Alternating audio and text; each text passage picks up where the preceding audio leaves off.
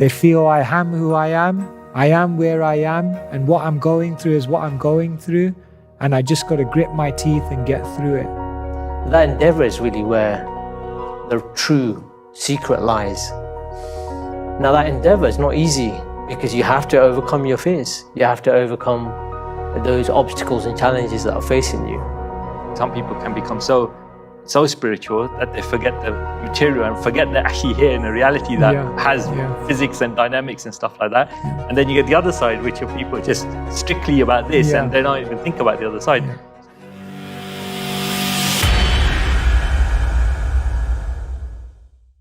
So welcome everybody to the Martial Mind Power podcast, and today we have a very special episode because for the first time we're going to do this live type of setting. And as we usually start, Sifu Lakloy, how you doing? I'm doing very well, thank you. Very well. We're here at our Martial Mind Power Talks today, at which we're doing an exclusive Martial Mind Power podcast for the first time. And for the first time ever, we've got a guest, right? So this is, we'd like to introduce His Holiness Keshava Swami. Thank you so much for coming. Thank you so much. Thank you. It's an honor to be with all of you. I can't say I was a martial artist myself. I did do a little bit of school. I got up to the green belt. So I have a bit of martial background, I guess you could say. But I became a monk just over 25 years ago, but I'm sure we have a lot in common. Yeah. Well, the monastic element is, as part of that. You've got the inner warrior that's always serving through the spiritual outlet. So, it's there. And, once you've gone down that martial arts path, it never leaves you. It's always there. So it's in your system, as they say. Absolutely. But the way we normally do our Martial Mind Power podcast is quite interesting. Because a few years ago, I was inspired through my own spiritual experiences and awakening to write a book. And I wrote this book, and there were kind of a series of what I call divine downloads, messages, that I'd get, and I'd start to write them down. And as I wrote them down, they kind of formed into this book here. And really what I wanted to do was trying to help share some of those experiences to help others find it in themselves. But in typical martial arts style, I decided to go down a koan route. And Japanese koans are like poems or riddles, very similar to the way you like to work and speak as well. So we've got that thing in common. And this idea of these koans is it's usually a very short phrase or a coinage of a few words, fewer the better. But within those words, there's when you hear them, and if you hear them with complete detachment and free from everything, then there's a spiritual experience that happens inside you. And if you are tuned into yourself, you can register that spiritual experience that happens in you. It's a moment, thought. And there lies a lesson. And this is why I ended up calling this book The Art of Thinking Without Thinking. Now, we're not trying to plug books here, right? But what we are trying to do is help connect with people and help them connect to their inner self. So what we started to do was, JT's like, hey, let's start doing a podcast. I'm like, okay, how do you want to do it? Well, in typical fashion, I want to give the book to JT, and he'll show you how we pick the koan. All right? You ready? Yeah, so usually we have a Google number generator on the computer, but today we haven't. So we're going to just randomly open the book, and whatever page it falls on is what we're going to talk about. Shall we ask Keshava Maharaj to do it? Yeah, why not? Yeah. Yes, so why not? You just want me to open it to just flick the book to wherever you. If it's got a tick in it, we've already covered it. Okay. What have we got? Have we done that one before? Is that okay? We have not done this one before. So if I take that, now this is a thing, right? Whenever we normally have a preamble before we do our podcast, and whatever topic comes up, when we flick through the book, it comes up, right? So, and you'll understand what I mean when I say this. So I'm going to say the actual koan now.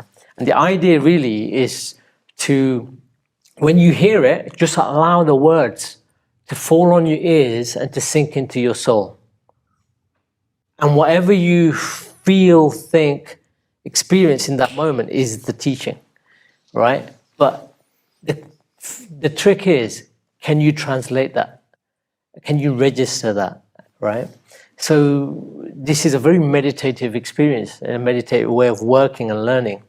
But we've tried to do it in a playful style and help show people how we do it through the podcast, all right? So you ready for this? Okay, so I am the prison, prisoner, and prison keeper. Okay. All right. So Yes. Yeah? In typical fashion. yeah, typical fashion. Yeah. All right, it's back on the money again, right? Yes. So I'm gonna put it out to Keshava Maharaj first, right? It's like, what did that koan say to you? When I heard that, two predominant feelings came to my mind, which may seem contradictory. The first feeling that came to my mind was the feeling of being humbled, and the simultaneous feeling which came was the feeling of being extremely hopeful. Because when I heard that, I realized I'm the one who's caused my current situation. In my previous presentation, I was calling out how we often blame others for where we are. We blame other people, we blame the government, we blame the media, we blame God. But actually, we're the ones who are the architects, the designers of our destiny.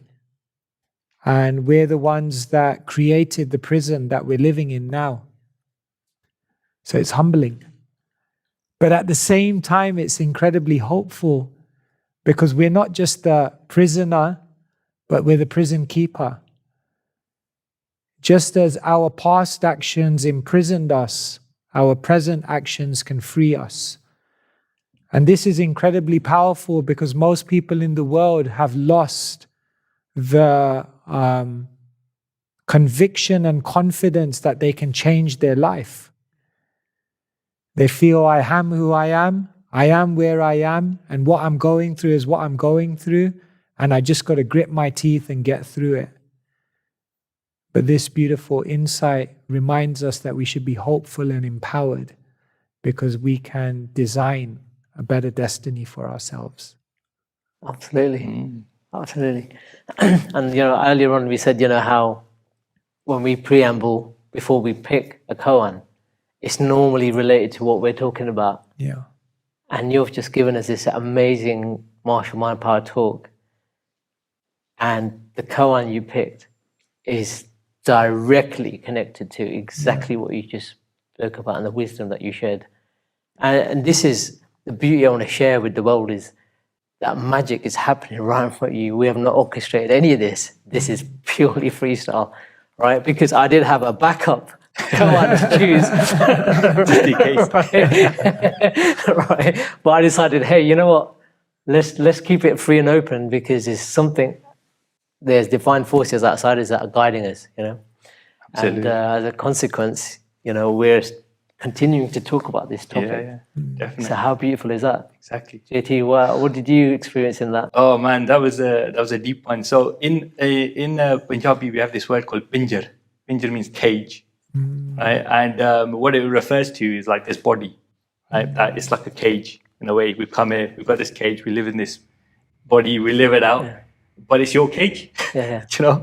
and it's whatever you do with it. So it had that element of it, and then also, like you said, the mind. How we attach to our thoughts, how we can become a prisoner of our own thoughts, right? And it's only until we decide to look at it.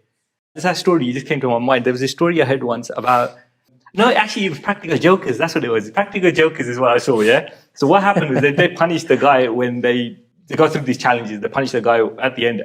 They put him in this kind of zoo room type thing, and they had him doing all these tasks throughout the day. And the idea is that you're supposed to finish your task, and then when you're done your task, your punishment's over and you're allowed to leave.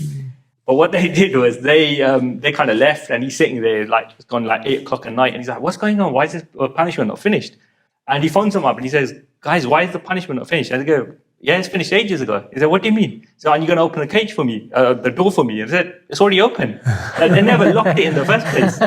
So he went through all that thing, went through it, and the door was already open. So he created that cage within himself. Yeah. That's the kind of thing that pops up. And that really kind of connects back to Maharaj's talk, that we have the key to our own prison door, and we have to learn how to unlock it ourselves. We've got to make that endeavor. If we don't use that key to open the door ourselves, we remain where we are. There's also a story about this bird in a cage.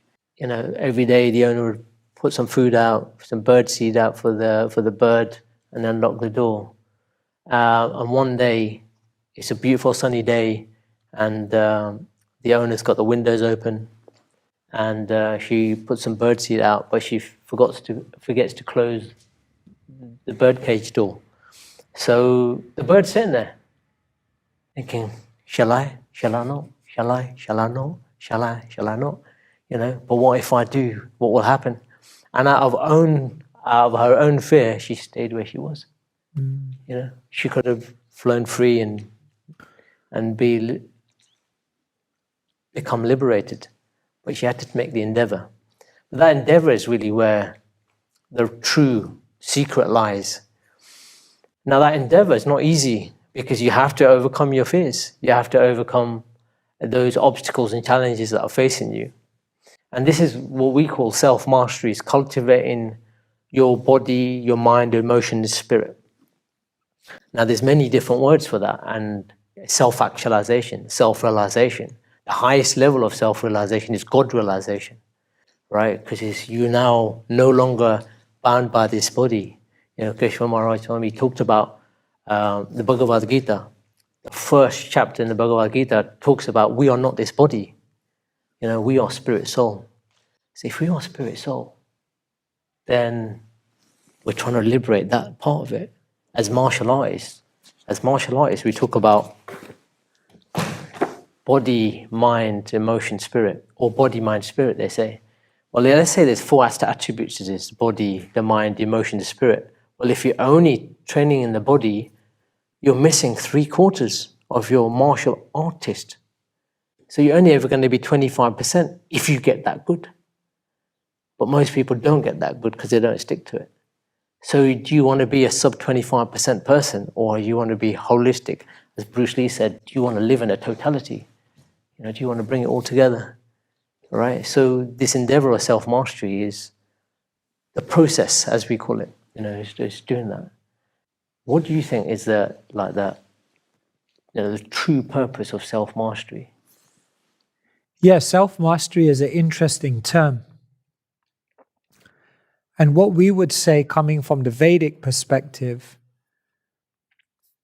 is we'll look at it slightly differently. Self-mastery doesn't mean to conquer over yourself. It rather means to allow yourself to be the master. And I'll explain what I mean by that.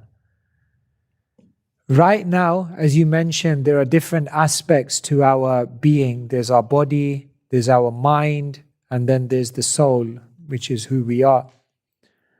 Most people in the world have allowed their mind to dominate their self, their mind to dominate their soul, the mind to dictate over the voice of the soul. So for us, what self-mastery means is it means to reinstill the soul in its position where it can actually direct the trajectory of our life instead of our mind. On a cigarette packet 30 years ago, the sign was, smoking may damage your health. 10 years later, the sign was, smoking seriously damages your health. The sign 10 years later was, smoking causes cancer. And the sign now is, smoking kills.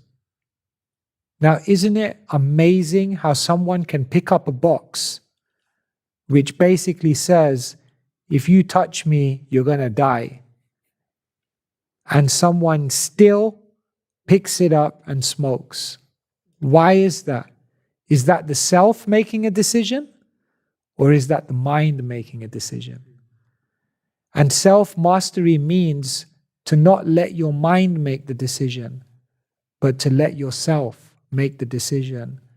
But in order to do that, you have to disassociate the mind from the self. Yeah. Yes, so on that note, like one of the questions, I mean, people ask these questions, so that's why we bring them up. How do you actually differentiate between what mind, body, and spirit is? What's your take on that? Because everyone's got, they said talk about the mind. Are they referring to the brain? Are they referring to something higher? Like those questions come up. Yeah. Probably the easiest analogy I use is the analogy of a computer.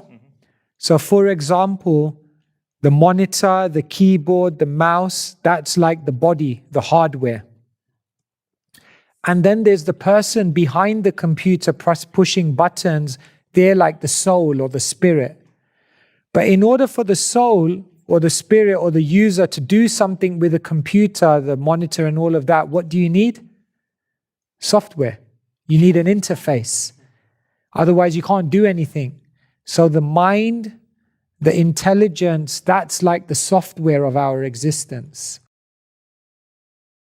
So for example, another analogy I sometimes use to help people understand the difference between the self and the mind is I say, think of the mind as an internet browser. Now, an internet browser is not alive, but an internet browser has a default page. An internet browser has a history. An internet browser has an autocomplete. An internet browser has favorites.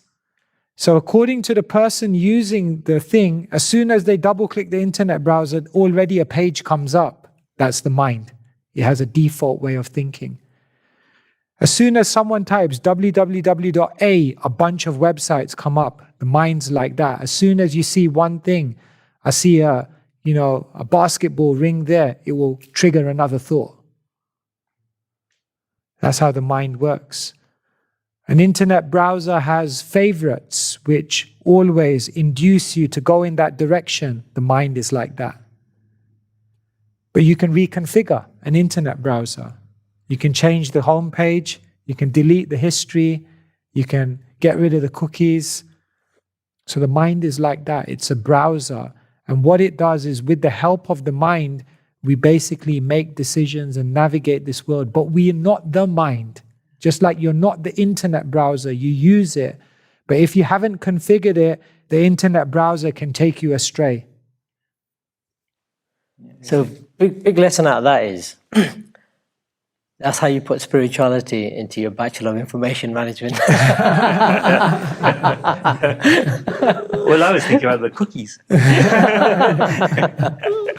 But that's a beautifully clear analogy. So thank you for sharing that. It's like when we talk about mind, body, spirit. We've spoken about in the past as well. We refer, like we say, like the body is like this, what you see, the material kind of stuff, right? And then the spirit is the side you can't see. Yeah. And then the mind is like the bridge between those two things. It's like an interface or a connector. Yeah. What I loved when I read spiritual books was basically everything I was experiencing day to day. Here was now like a clear explanation of it. Like what I'm saying here is not things that we don't experience. We experience all these things every day. But what we don't understand is, why is it like this? Like, what's the mechanics? Like, why is it set up like this? So when you read the ancient books of wisdom, it's almost like it helps you to decode what you're experiencing every day. And then you're like, oh, that's why my mind is like that. That's why I struggle. That's why I'm negative. Yeah, it's funny, Amanjot and myself, when we were driving down here today, we were talking exactly about that. Like, we're not really taught how to think. Yeah. We just like left to our own devices to go through life, just kind of figure it out. Yeah. So it's like when we're taught how to think and understand, like you said, these concepts of the mind and how it works and your thoughts and your attachment, all this kind of thing. Now you become the observer, like you're saying, you kind of see that. Yes. And then, be able to actually do something about it, right? Yeah. Yeah, yesterday I was doing an event and someone asked me, what do you think about the modern educational system? And there were many things I could say about that. And I don't want to only say negative things, but I said to them, modern education teaches you what to think, but they don't teach you how to think. When I went to university, I often feel it's just like memorizing things to then regurgitate in an exam, to then get a piece of paper, to then graduate and say you've gone through the whole, and how much through all of that process did I actually learn how to think? You just told me what to think. What's the highest level of thinking, or the highest way of thinking? Often what we're doing in the world today is we're thinking from our standpoint, and then we're trying to see as much as we can see around us. But the highest level of thinking is when we take the vision of the personality who has the broadest vision, and then we see through them. We often tell this story of a frog in the well. And there were two frogs in the well. And one frog decided to go off and try and discover what the Pacific Ocean was. So the frog went jumping over and then came back and said to the other frog in the well, they said, like, I've just been to the Pacific Ocean, it's huge. And this frog in the well said, huge? Like, how huge could it be? Is it double the amount of water in this well? And he said, no, it's like much bigger than that. So this frog in the well said, well, what do you think? Like 3 times as much as water that's in this well?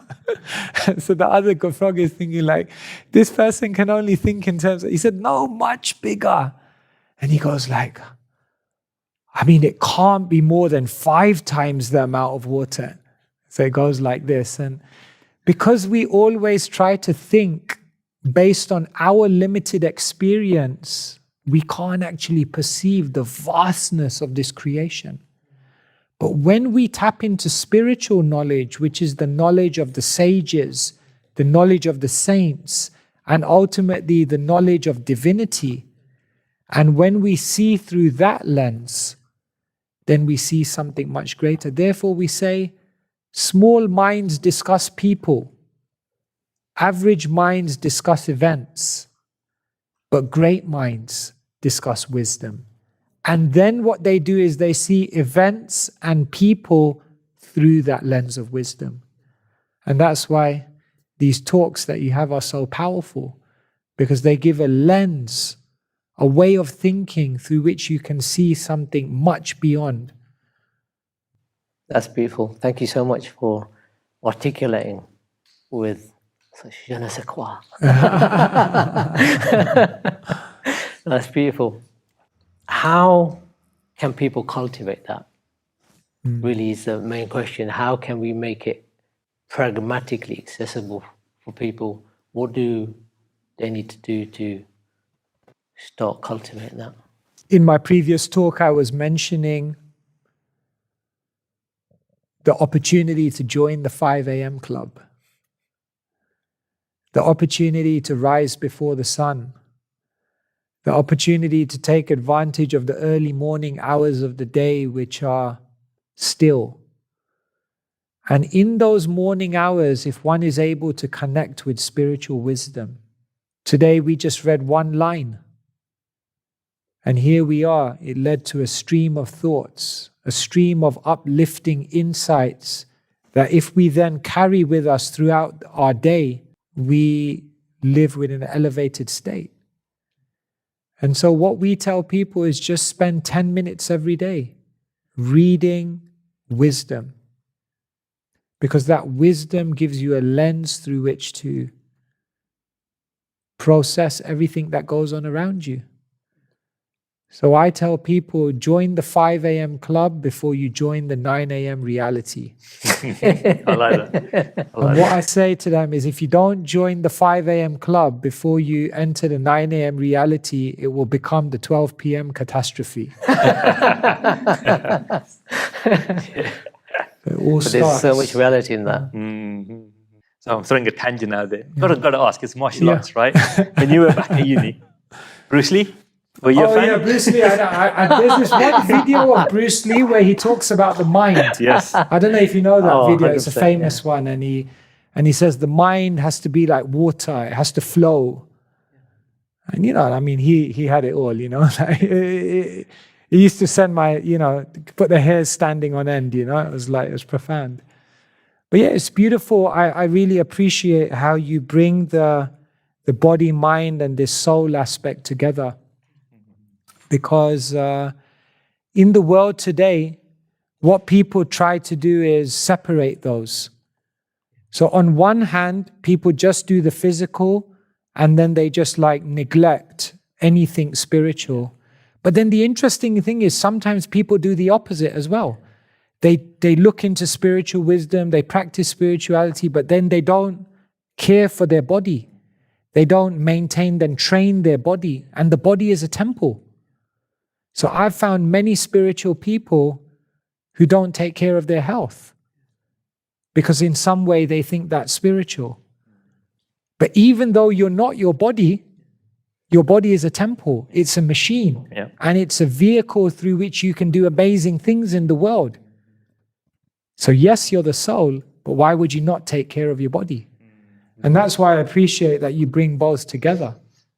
Man, that's powerful. Definitely. Yeah, absolutely. I mean, we see that all the time because sometimes we get polarities taking place, right, in our thinking as well. And we see all the time, like you said, some people can become so spiritual that they forget the material and forget they're actually here in a reality that has physics and dynamics and stuff like that. And then you get the other side, which are people just strictly about this and they don't even think about the other side. So finding that balance and that kind of middle path, as they say, is quite ideal, isn't it?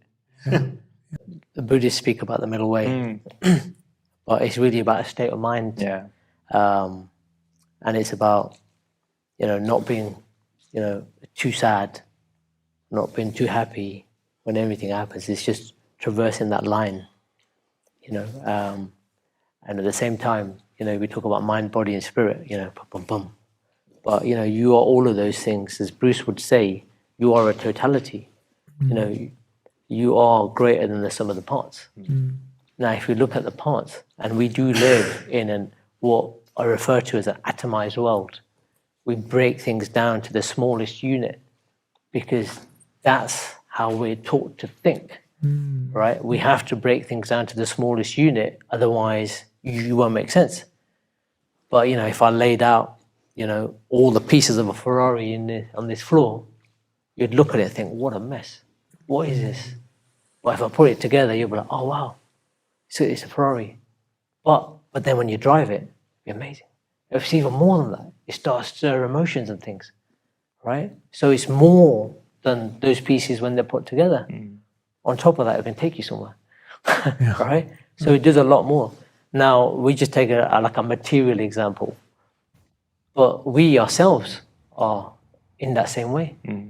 And when we bring all of those elements together and cultivate all of those elements to the best that we can, given the best resources that we can, and go out there and search guidance from bona fide masters that have already done that, then they can hold our hand and take us to a higher level of elevation.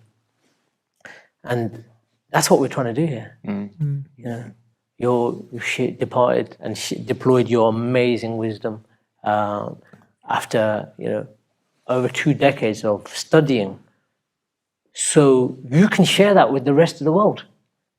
I mean, that in itself is mind-blowing. You're just helping others so they can find it in themselves.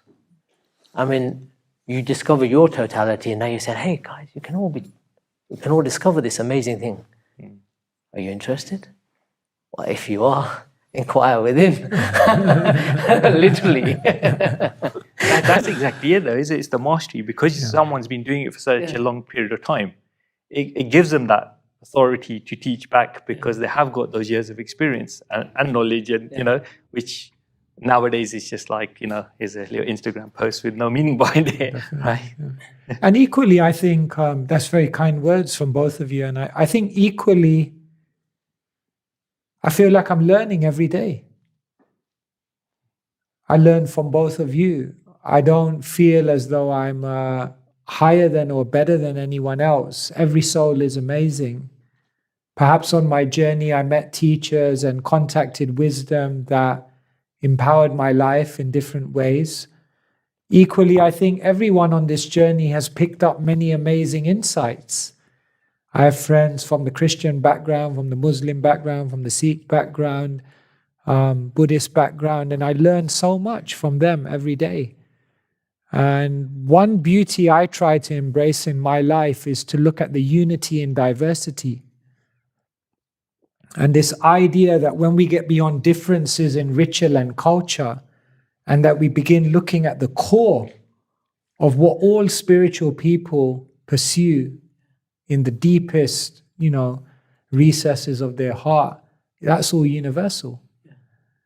And I think if we could have more forums where we exchange openly like that, then we'll actually see we have a lot more in common than we think. Yeah, exactly. And that's really what the world needs. Yeah. One of my seafood ones taught me this lesson, and it stems off the back of a story that JT actually taught me. Which was you put a group of martial arts students in a room from different disciplines. They'll all argue over which art's better. But you put a group of martial arts masters in a room, they'll all discuss the commonalities. And it's the common thread, or what we commonly talk about, the universal truths that are the same for everybody, is where everything lies. And really what we're trying to discover is that not just in ourselves on a daily basis, so that we can make it practically accessible and be able to get into the habit of, as you said, learning how to think. And that how to think is, how can you see that in everyday life? What is a commonality? You've got a conflict with someone, change that around and find out what is common here. How do you relate to one another and harmonize, see things from their perspective? As you said, put yourself into them. The higher thinking, as you mentioned earlier. And all of a sudden, now you start to harmonize because you understand. Understanding is really the secret. Once you understand, you know why they're behaving, acting, and saying the things they're doing. And then you know how to respond to that through wisdom. So commonalities is really the key. The hardest thing to do is to put that into practice on a daily basis, especially when you're faced with challenges. And something you mentioned earlier on, you've got your browser history, right?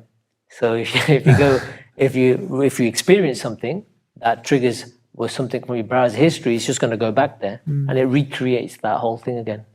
But to change that, you have to maybe erase some of that or just try and code in something different. So we're constantly reprogramming our consciousness. And through reprogramming our consciousness, we're changing the way we're thinking, how to think, how to see the world, how to be in the world.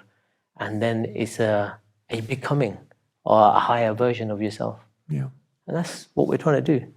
So, and just to add on to that browser analogy, once you've, optimized it and configured it to the best way you can, there's always a chance of pop-ups. And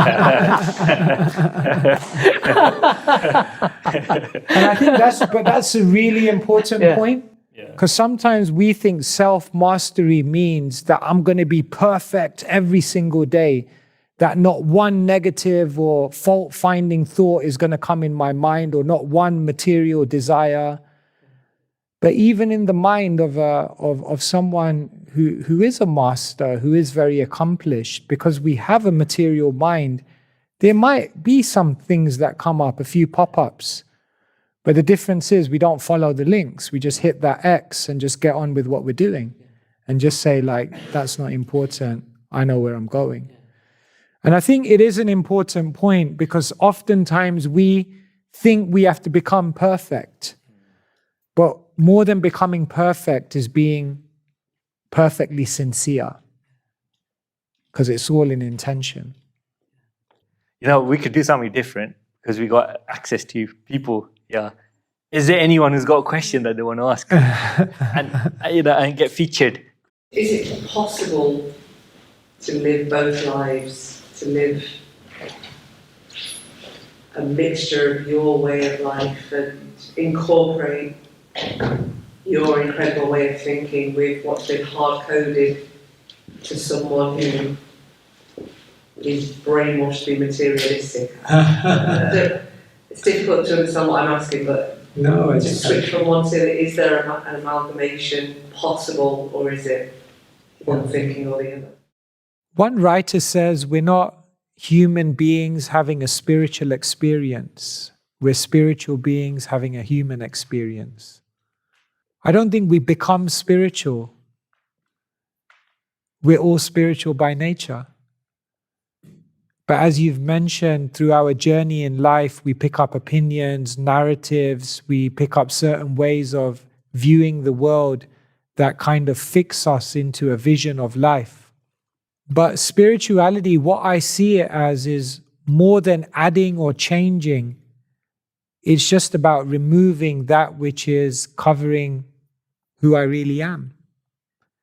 We live in a world in which we're imprisoned into inauthenticity. One person says, I'm not who I think I am. I'm not who you think I am. I'm who I think you think I am. That's how disconnected we've become from our own authenticity. And so what I see spirituality as is a crumbling away of everything the world told us to be, the media paints as success, all the superfluous things that have been impressed upon us, which have hijacked our inner voice. And I think it is possible to do it, but that time to disconnect is really important. And without going on long, I'll probably just end with this point. When I was in India traveling, I met one yogi and I asked him for some advice. And he looked at me and he said, every year, disconnect for 1 month. Every week, disconnect for 1 day.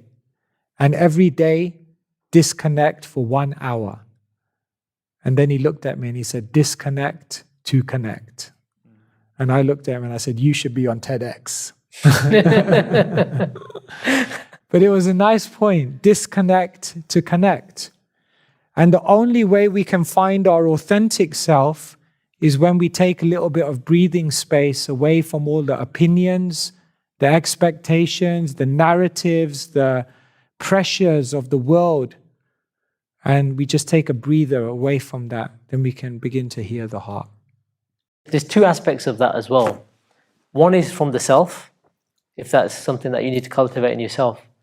And the other is if somebody else has those qualities that you're trying to tolerate and you're having to exercise patience around. The only way, in my experience, to deal with that is to be the change in yourself. Because when you become more patient and more tolerant, then they'll see that and they might one day ask you, hey, how did you do that?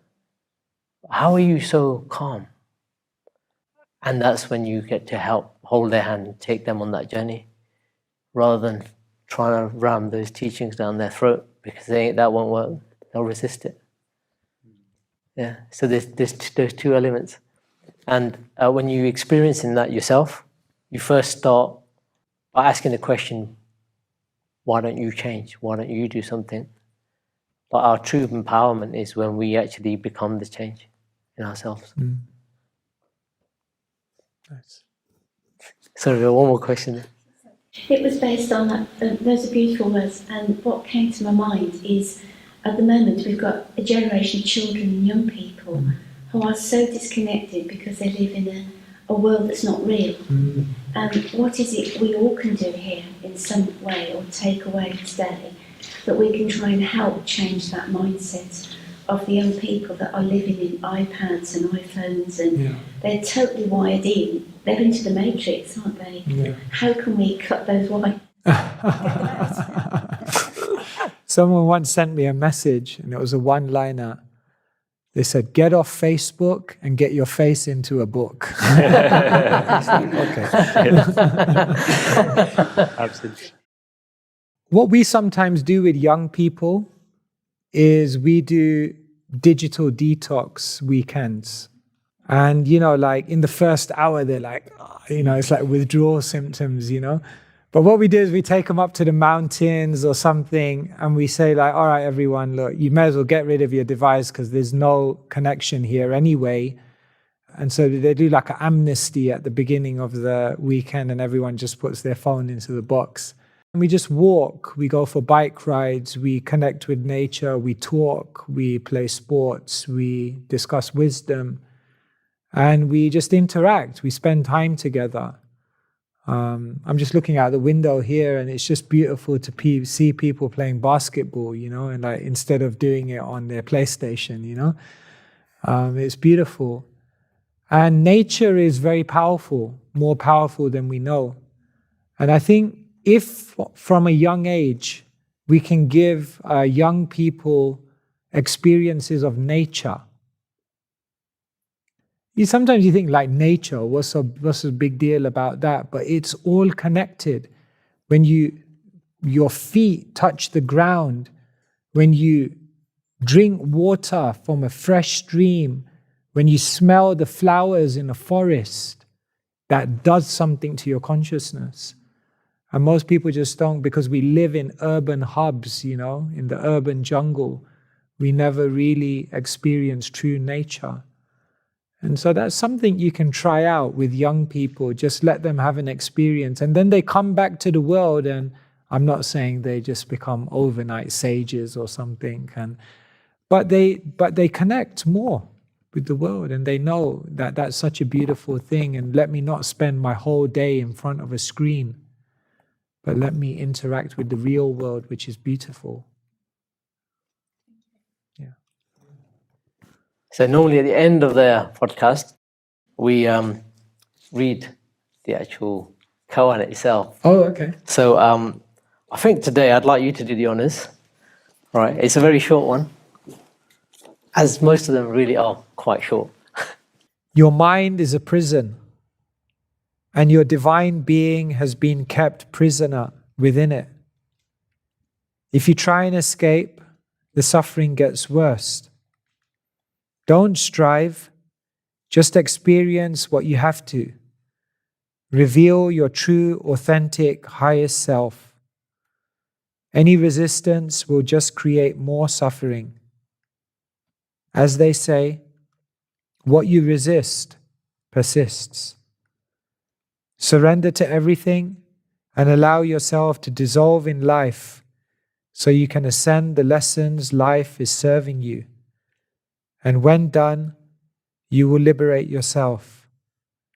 You are the prison keeper, after all, and you have the keys to the kingdom.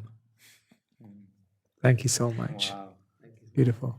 Thank you so much for reading that out. And we always run out of time. We gotta, that's the one thing we can't get back. Yeah. So on behalf of myself and Lex, we want to thank you, for taking the time out. We have a busy schedule. But before we close off, any final thoughts, whether it's on the koan or the topics that we've discussed in this interview? I guess I'll pick up on one point you made, which I think deserves to be highlighted. To go on the spiritual path, we have to be brave. To go on the spiritual path, we have to be courageous, fearless. To go on the spiritual path means to go against the grain to some extent. To go on the spiritual path means to challenge ourselves, to challenge our thoughts, our desires, our aspirations. It can be uncomfortable. But I'll just end with a final thought.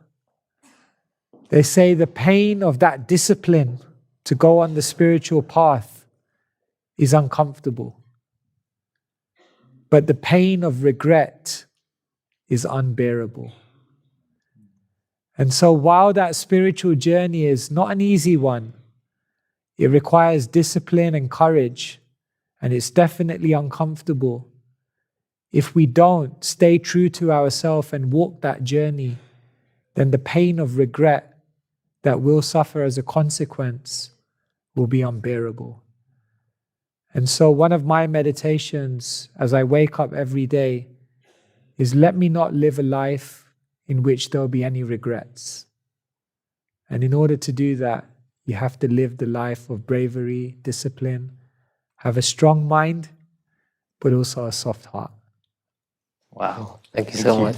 Thank you. Thank you. It's an absolute pleasure having you. Absolutely. Thank you so much. You can't make that up. There's an element of that Amanjo and me were talking about in the car. Yeah.